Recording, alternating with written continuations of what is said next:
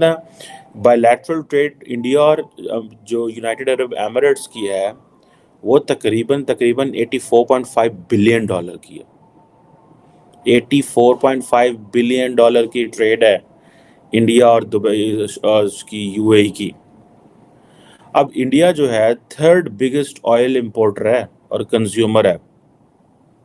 और जो यूएई के ट्रिप के ऊपर गए हैं वो भी वहां पे उन्होंने यूपीआई को और फॉरेन करेंसी भारतीय करेंसी रुपए को प्रमोट किया। तो मार्केट में थोड़ी सी फ्लक्चुएशन रहती है, उसमें कोई शक नहीं है कि इस वक्त पाकिस्तान बड़ी मुश्किल सूरत हाल का सामने। अभी बांग्लादेश की जो आपने मिसाल दी है ये हमारे मजलिस शर्म का मकाम है। और बांग्लादेश को छोड़े अफगानिस्तान की करेंसी वो भी 86 के करीब है। लेकिन थोड़ा सा तो ख्याल रखना चाहिए वजीर आजम साहब को और हमारी जो हुकूमत है उसको कि कुछ काम जो है वो खुद भी कर लेना चाहिए। थोड़ा हाथ हमें भी हिला लेना चाहिए, हुकूमत को भी थोड़े हाथ पांव हिलाकर जो है ये काम धाम करने चाहिए। लिए तो डूबने और शर्म का मकाम है तो तुम सिविलियन सुप्रीमेसी की बात करते हो, तुम प्राइम मिनिस्टर हो और वहां तालियां बजा रहे हो कि जी हमने ये महकमा इनके हवाले कर दिया। 100 बिलियन की ट्रेड का टारगेट था, 85 बिलियन अचीव कर चुके हैं और मेरे ख्याल में जो स्पीड जिस तरह चल रहे हैं वो 100 से भी क्रॉस कर जाएंगे। फिर बॉर्डर्स पे जजों को और वकीलों को और प्राइम मिनिस्टर को और कैबिनेट को भेज दो, जाएं बॉर्डर पे जाकर के अपने मुल्क की रखवाली। India has signed an agreement to settle its trade with the United Arab Emirates in Indian rupees. और मेरा वजीर आजम पिछले महीने थैंक यू कह रहा था कि जनाब आपने $1 अरब दे दिया। मोदी जी का विजिट यूएई गए एक सक्सेसफुल फ्रांस के ट्रिप से, और मैं बिलखसूस यहाँ ये कहूंगा कि तीनों जगहों पे जहां मोदी जी गए, अमेरिका आए, उन्होंने मेक इन इंडिया को प्रमोट किया। उन्होंने जो तैयार जेट इंजन बनाने का जो था वो भारत में लेके जाएंगे। जय हिंद दोस्तों। पीएम नरेंद्र मोदी अपने 2 देशों के दौरे पे थे, फ्रांस गए, वहां भी जबरदस्त स्वागत हुआ, ये सब हुआ, ठीक है। वहां भी यूपीआई लिया फ्रांस ने इंडिया का। इसके बाद जो मेन ट्रेड हुई है वो यूएई में हुई है कि अब यूएई और भारत की जितनी भी द्विपक्षीय व्यापार होगी वो होगी इंडियन रुपीज में। भाई इंडियन रुपीज में होने से आप लोगों को पता होगा कि इससे इंडियन रुपीज की वैल्यू इंक्रीज होगी।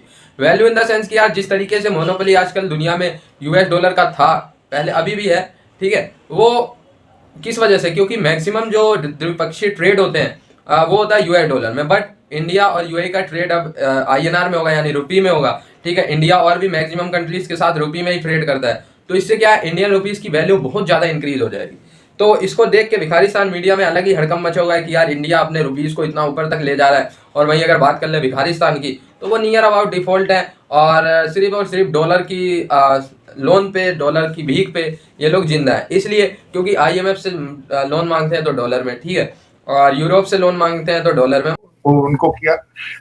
अब फ्रांस में गए, वहां भी मेक इन इंडिया को प्रमोट किया उन्होंने। वो जो वहां से राफेल तैयारे हैं वो रिलायंस के साथ बन के भारत में बनेंगे। और जो सबमरीन्स हैं वो पहले ही मुंबई में से बन रही हैं।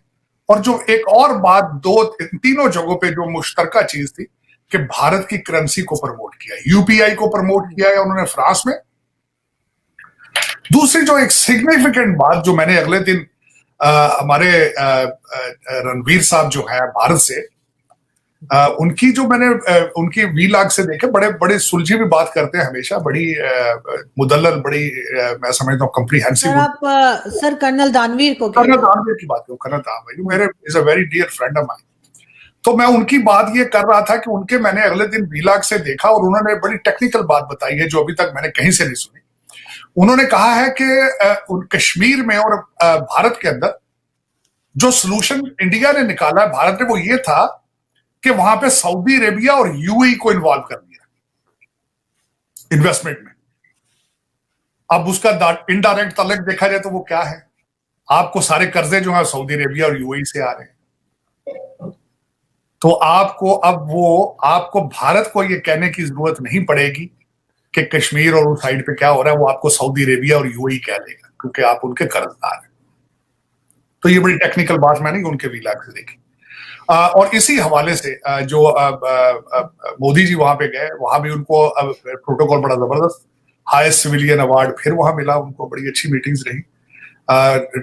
मैं समझता हूं कि मैं हमेशा ये कहता हूं, फिर एक दफा दोहराना चाहूंगा, सबसे बड़ा तोहफा जो मैं समझता हूं कि मोदी जी ने दिया है भारत को, वो नेशनलिज्म का दिया है। मैं हमेशा ये कहता हूं, दुनिया में एक दफा एक रवाज चला था, लोग डेमोक्रेसी जमहूरियत से बेजार थे, नेशनलिस्ट मूवमेंट्स चली थी, चाहे वो ट्रंप साहब की थी, चाहे वो ब्रिक्सट था, चाहे खान साहब को लाया गया, एक ये भी तजर्बा किया। देखिए सारी कैंपेन्स खत्म हो चुकी हैं, लेकिन मोदी जी की सक्सेसफुल कैंपेन है। मैं हैरान हूं, ना सिर्फ भारत इस वक्त जो है वो तरक्कियों पर जा रहा है, भारतीय डायस्पोरा जहां जहां भी है, they are become very nationalist. अब मैं उस भारतीय डायस्पोरा को जो गिफ्ट उन्होंने दिया है वो भी शायद मैंने नहीं बताया आपको, कि फ्रांस के अंदर जो उन्होंने बात की है कि हमारे स्टूडेंट जो आते थे पहले 2 साल रहते थे, उनको वर्क परमिट दिया जाता था फ्रांस में, अब वो 2 साल से। अब आप ये देखें कि उनको तो ये अच्छा लगता है कि आप ट्रेड डॉलर्स की बजाय जो है वो अपने रुपए में करें। रिसेंटली आपको याद होगा कि इंडियन सेंट्रल बैंक ने, हमने इस पर डिस्कस भी किया था, कि उन्होंने ये कहा कि हम तकरीबन 19 या 21 ममालिक के साथ जो ट्रेड है वो डॉलर में नहीं करेंगे। So India being one of the strategic partner of the United states, जिसको अमेरिकन कहते हैं कॉम्प्रिहेंसिव ग्लोबल स्ट्रेटेजिक पार्टनरशिप, वो ये कहते हैं उनको। और ये इंडियंस क्या कर रहे हैं, they are going for having a trade in the Indian rupee. वो कह रहे हैं हमारे पास जो है डॉलर लेके हम अपनी करेंसी पे प्रेशर पड़ता है, क्यों ना हम अपनी करेंसी को उठाएं ऊपर, हमें मौका है। ठीक है जी। अब इंडिया, इससे क्या होगा, अब जारी बात है कि ये वो जो डॉलर कन्वर्जन थी उसका भी नुकसान होगा। इससे पहले एक चीज़ मैं आपको बता दूं, जब Russian foreign minister Lavrov India आए थे तो उन्होंने ये कहा था कि हमारे पास बहुत सारा इंडियन रुपया हो गया क्योंकि हम इंडियन रुपये में करेंसी चीज़ें ले रहे हैं, लेकिन हमें ये समझ नहीं आ रही कि हम इस पैसे को लगाएंगे कहाँ पे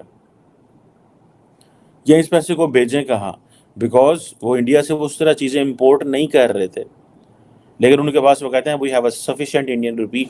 अब कौन सी थर्ड मार्केट या फोर्थ मार्केट होगी जो ये रुपया लेगी, ठीक है। लेकिन आप ये देखें कि मोदी साहब ने फ्रांस से वापस आते आते, देखें ये होती है when nation stock something serious, when वो हम कहते हैं ना लेट्स टॉक बिजनेस, हम अक्सर ये मुहावरा सुनते हैं, कहते हैं आओ यार कारोबारी गल करो कि तुसी खचा मारन डे हो, इधर उधर करन डे, लेट्स टॉक बिजनेस।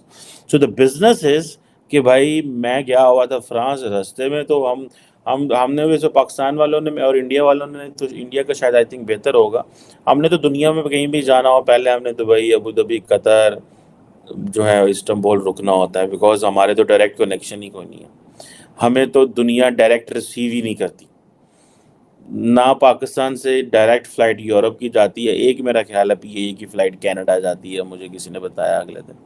हमारे जहाज़ों को कोई रिसीव ही नहीं करता, और एमिरेट्स, कतर या बाकी जो है वो पाकिस्तान से कोई इतने कस्टमर ही नहीं होते कि वो डायरेक्ट फ्रांस लैंड करें या डायरेक्ट शायद अमेरिका लैंड करें या लंदन लैंड करें। रस्ते सामने तो खिलौना होता है, साढ़ा तो स्टॉप है, हमें तो पता है जो है ना, इंडियंस भी सारे खड़े होते होंगे, लेकिन बहुत मतलब यार ये लोग लोन पे चल रहे हैं। वही दूसरी तरफ इंडिया की बात कर ले तो यार इंडिया अपनी इकोनॉमी को आगे ले जाने में लगा हुआ है और साथ ही साथ अपने रुपीस को भी बहुत तेजी से मजबूत कर रहा है, ठीक है। और यार नहीं सिर्फ यूएई, इंडिया ने फ्रांस के साथ भी रुपये में ट्रेड करने की बात की है, हालांकि उस पर अभी अप्रूवल नहीं हुआ है, बट यार सऊदी के साथ, ओमान के साथ, इंडोनेशिया के साथ, रसिया के साथ, ठीक है, और अफ्रीकन कंट्रीज के साथ, बहुत सभी, मतलब इंडिया का इस समय फिलहाल अगर मैं बता दूं एक मोटा मोटा आंकड़ा जो कि मैं अभी गूगल से सर्च करके आप लोगों को बता रहा हूं कि इंडिया का विजन है कि 2030 तक इंडिया अपना 70% एक्सपोर्ट रीजनल करेंसीज और आईएनआर में करे।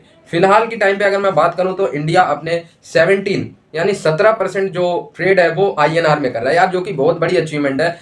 मैं आप लोगों को बता दूं कि जब प्राइम मिनिस्टर मोदी नहीं थे तो हमारा 97% जो ट्रेड होता था वो सिर्फ और सिर्फ यूएस डॉलर में होता था और 3% आईएनआर में नहीं होता था। आईएनआर में नहीं, वो रीजनल करेंसीज होती थी, जैसे चाइना की येन हो गई, ये सब होता था। बट अभी हम लोग 17% आईएनआर ट्रेड पे चल रहे हैं, ठीक है। ये बहुत बड़ी अचीवमेंट है। इससे यार दोस्तों ये होता है कि जो रुपये की पावर है वो ग्लोबली स्ट्रॉन्ग होती है, ठीक है। कोई रुपये का नाम लेता है तो इंडिया का जुबान पे नाम आ जाता है, तो इससे यार ये इमेज बढ़ती है किसी भी कंट्री की, साथ ही साथ इन्फ्लेशन कंट्रोल भी होता है। और दूसरी तरफ बात कर ले भिखारिस्तान की, तो भाई इनका आईएमएफ से ड्रामेबाजियां चल रही है कि यार आईएमएफ लोन दे दे, आईएमएफ ने लोन दिया है बट उससे इनका समझ नहीं रहा है और लोन मांग रहे हैं। अब वो आईएमएफ के ऊपर है कि वो दे ना दे, वो तो बात की बात है, बट अभी आईएमएफ ने इनको काफ़ी लोन दिया था, अब तो शायद ना दे। अब ये लोग चाइना से कुछ गिरवी अपना पार्ट रख के लोन ले सकते हैं। तो आई होप आप लोग समझ गए होंगे। जुड़े रहे भाई हमारे चैनल पे ऐसे वीडियोस के लिए, तब तक के लिए धन्यवाद।